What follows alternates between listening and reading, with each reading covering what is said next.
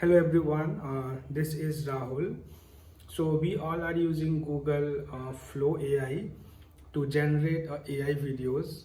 So for many users, when I posted the last video, they were saying that they are not getting the option to download the video. So they are able to generate the videos after adding a prompt, but when the video is generated, they are not getting any option to save it. So I will show you in my mobile screen how to download a video or how to save it in your mobile phone.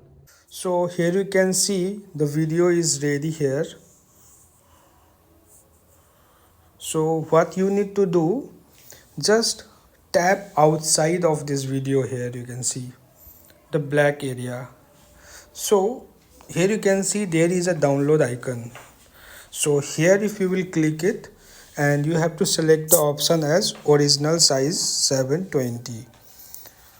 So your video will be saved. Here you can see the video is saved. So in this way you can download.